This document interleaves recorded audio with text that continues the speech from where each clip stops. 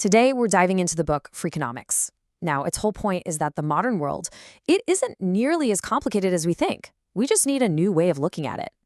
So, let's get into it. So the big idea is this. If you think about morality, that's how we'd like the world to work. But economics, that shows us how the world actually works. It's all about peeling back the layers to see what's really driving things from behind the scenes. Okay, let's kick things off with a question that, I know, it sounds like the start of a really bad joke, but it's actually the key to this entire way of thinking.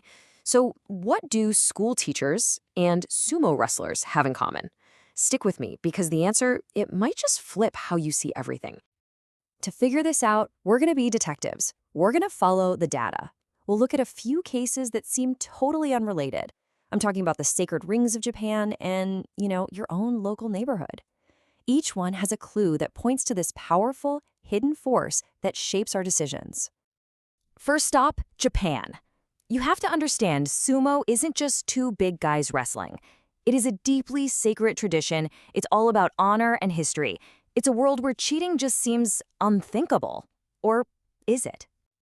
You know that old saying in sports, if you're not cheating, you're not trying. But here's the thing.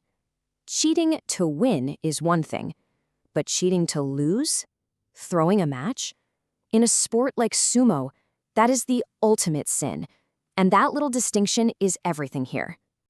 So here's the deal. In a sumo tournament, a wrestler's entire life, their rank, their salary, their status, it all comes down to getting at least 8 wins out of 15 matches. That 8th victory, man, that is the make or break moment. It's literally the line between success and failure. And this is where the data gets weird. When a wrestler who's on the edge with a 7-7 record goes up against an opponent who's already safe with their winning record, the guy on the edge wins almost 80% of the time. That is way, way higher than you'd expect. It kind of looks like maybe, just maybe, guys are throwing matches for each other. You help me now, I'll help you later kind of deal. Okay, hold that thought about sumo for a second. Let's jump from the wrestling ring to the suburbs for our next clue. We trust experts all the time, right? They have all this special knowledge, but are they always using it to help us? Okay, just look at these numbers. It's pretty wild. When an agent sells their own house, they tend to wait longer to get a better price.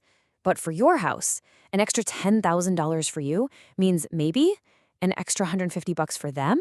So what's their motivation? It's to sell fast, not necessarily for the absolute top dollar. So we've got these super honorable wrestlers who might be throwing matches, and expert real estate agents who might not be getting you the best deal. What on earth connects them? And yeah, what about the school teachers from the beginning? Well, the answer to all of it is this hidden force that drives pretty much everything we do. Incentives. So what the heck is an incentive? Well, simply put, it's anything that pushes a person to do something. Think about it. It could be a toy for a kid who eats their vegetables, or a fine from the city for littering. They're like the invisible architecture behind all of our choices. And it's not just about money. Incentives really come in 3 flavors. You've got economic ones, which is money, social ones, like wanting to look good in front of others, or not wanting to look bad, and then there are moral incentives, that little voice in your head telling you to do the right thing. But here's where it gets really interesting. Incentives can go wrong, in some really surprising ways. What do you think happens when you try to replace a powerful moral incentive, like feeling guilty, with a simple financial one? This study at a daycare center is the perfect example. They had a problem with parents showing up late, so they introduced a small fine. You'd think that would fix it, right? Nope. More parents started coming late. Why?